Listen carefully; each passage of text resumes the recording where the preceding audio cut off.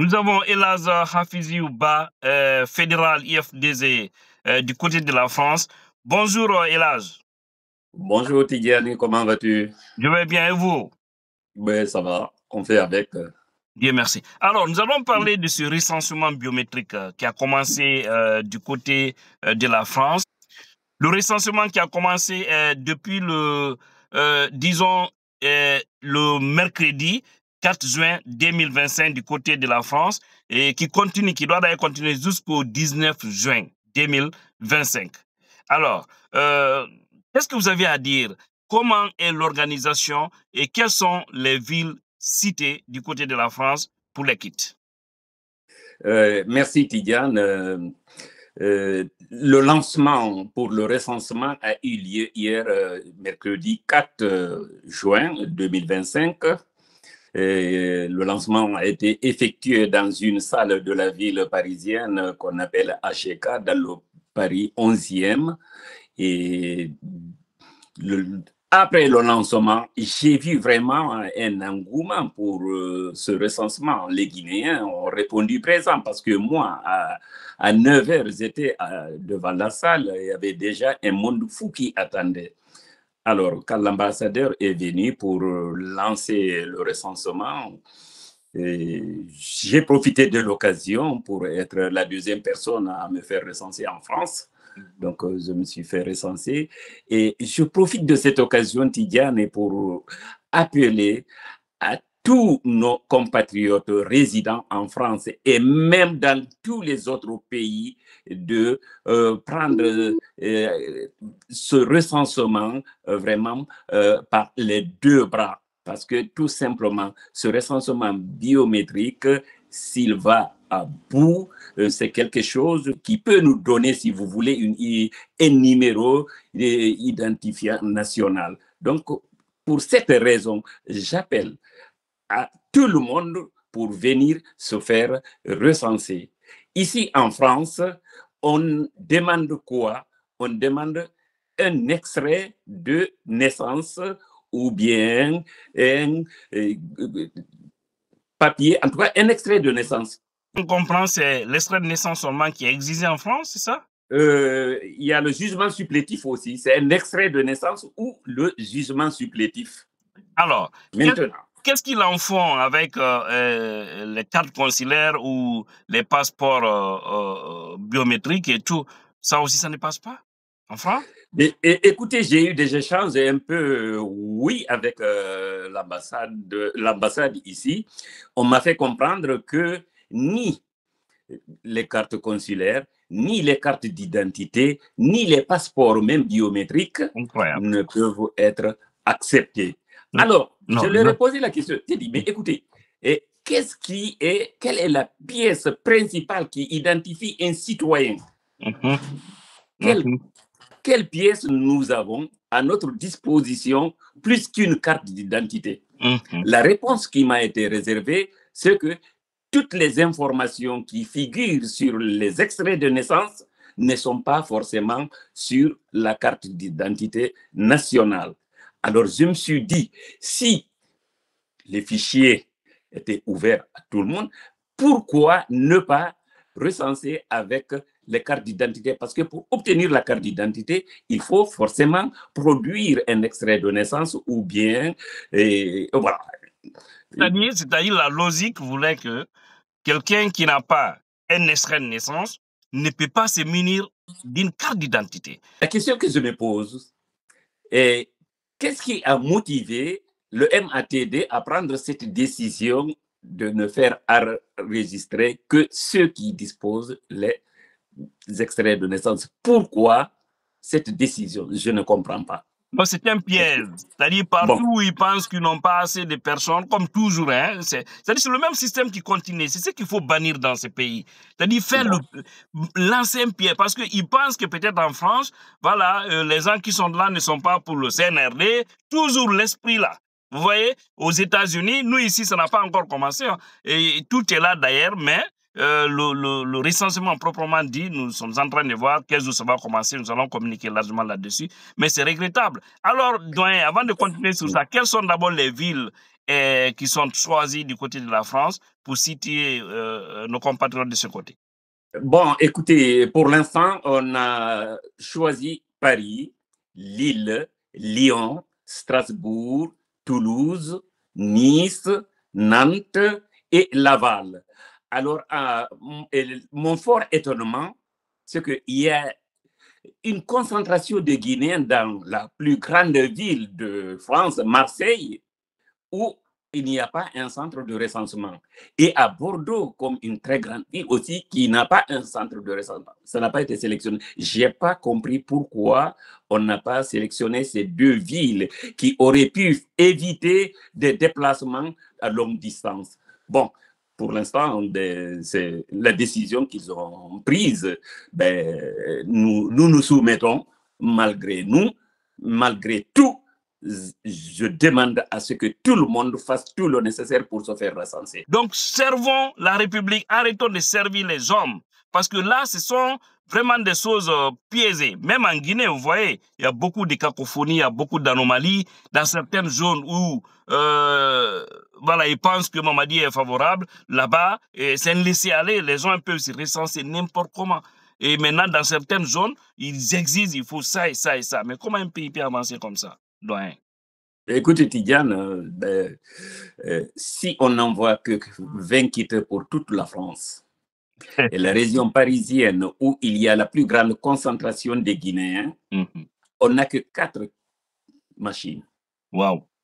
Et sachant que pour enregistrer une personne, il faut au minimum 10 minutes. Parce qu'il faut venir remplir le formulaire et aller saisir le formulaire et la prise des empreintes et le scan du document que vous avez présenté pour vous faire recenser.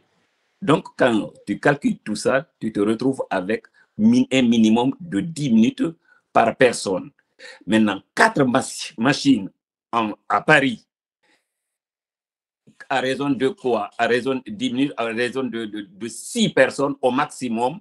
Ça, c'est le maximum par heure. Et les agents travaillent combien? 8 heures par jour. C'est 94 personnes qui pourront se faire enrôler par machine. C'est dommage.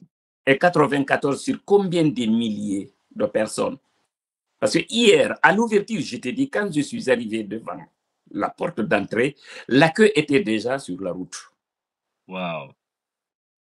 C'était un jour de semaine. C'est-à-dire, les gens sont motivés à se faire enrôler. Les gens sont mais motivés. Voilà, il n'y a pas de, il y a pas, ce qu'il n'y a pas de sérieux de l'autre côté, parce que ça, moi, je ne peux pas qualifier ça. Mais moi, je dis quelque part, c'est pas, la faute n'est pas forcément à l'ambassade. La faute vient de la Guinée. Loin de là. Voilà. Loin de là. La faute vient de L'ambassade la a Guinée. reçu des consignes. Effectivement. Voilà, l'ambassade a reçu des consignes et l'ambassade n'est qu'un simple exécutant. Effectivement. Parce qu'il faut préciser ça aussi. Souvent, ce sont des ordres donnés, mais les ordres qui peuvent aussi vous créer des difficultés vis-à-vis de vos compatriotes, il faut vraiment éviter aussi de les appliquer. Parce que sinon, des fois, après tout, voilà, vous n'aurez pas où soulever la tête, hein, et ça va changer. Le CNRD ne va pas rester éternellement là. Tidiane, nous sommes là pour le bien-être de la population guinéenne. Nous ne défendons que la vérité. Tout notre combat, c'est pour l'instauration d'un état de droit, l'instauration de la justice pour tous et que chaque Guinéen puisse vivre vraiment heureux dans notre pays.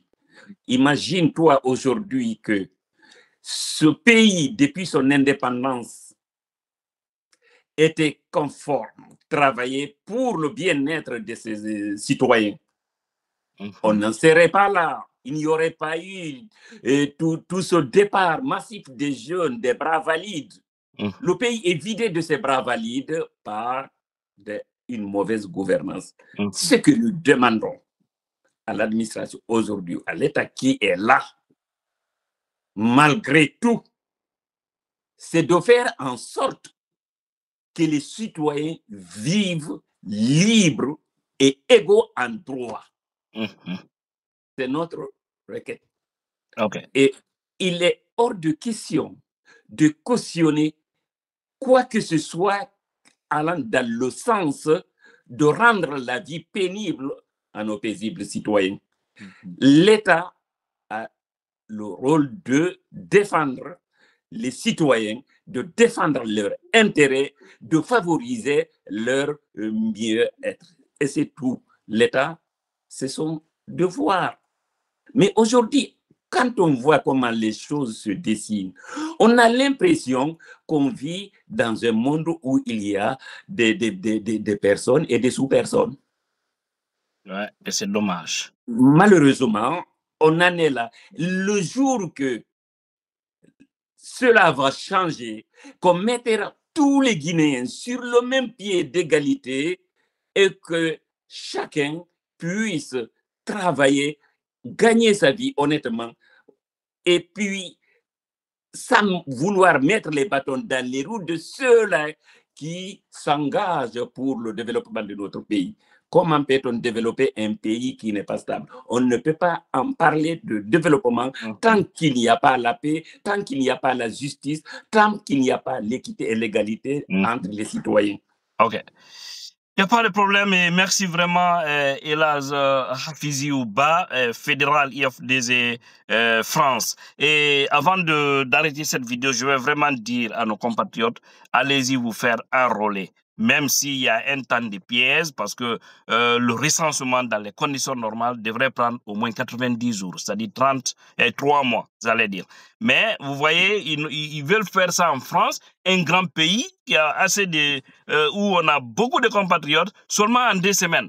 Donc ça veut dire qu'il n'y a pas de sérieux, mais c'est dans ça aussi que vous aussi vous allez profiter et aller vraiment, même si ça va vous prendre toute une journée, allez-y le faire pour votre propre bonheur. C'est loin de dire que c'est une affaire électorale. Non, c'est pas une affaire d'élection, pas du tout. Vous n'êtes pas obligé de voter. Et nous, d'ailleurs, parti politique, il n'y a pas de consigne pour dire aux gens, allez-y voter ou ne pas voter. L'essentiel, ayez les papiers de votre propre pays. Ça y va dans votre propre intérêt. Alors, voilà. Et surtout, Tidjane, il faut que les gens sachent, avec l'identification, il faut un numéro national à tout citoyen. Et ce recensement-là, après celui-là, il me semble, j'ai entendu dans les couloirs que probablement il y aura un recensement, mais à long terme, après ce recensement. Donc, entre les deux recensements, celui qui ne s'est pas fait recenser en ce moment, pour avoir son numéro d'identification nationale, eh bien, j'espère qu'il n'aura pas besoin de papiers en Guinée. Oui. Parce que, faute de quoi, il aura du pain sur la planche. Ok. Alors, c'est pourquoi j'attire l'attention de tout le monde sur l'importance de se faire recenser. Ok. Merci vraiment, Elhadj. Et les gens doivent savoir, ça c'est un recensement biométrique. C'est-à-dire, même s'il y a un autre recensement, parce que j'entends certains dire, après le CNRD, le jour où le CNRD va quitter, on va reprendre à zéro. Non. Le recensement biométrique, à partir du moment où il y a votre empreinte, ça va rester. Et c'est digital, ça va rester. Donc, ça veut dire que tous ceux qui se feront enrôler, maintenant là, n'auront plus besoin des recensements biométriques par rapport à la documentation et tout ce qui s'ensuit. Oui, Tidjane, pour éviter ce perpétuel recommencement. Parce que ça, c'est un point qui nous retarde trop. Le perpétuel recommencement. Il faudrait que les gens aient quand même l'idée de savoir que l'État, c'est la continuité. Effectivement. Le jour que nous allons savoir que l'État, c'est la continuité, et le jour que les dirigeants vont comprendre que l'État, c'est la continuité, eh bien, écoutez, je pense qu'on pourra enclencher le développement. Si à chaque fois qu'il y a changement, il y a un recommencement, eh bien, c'est le perpétuel recommencement. Il faudrait qu'on apprenne à progresser. Dans un pays où je vis, on a aujourd'hui des monuments qui datent des siècles, qui sont entretenus.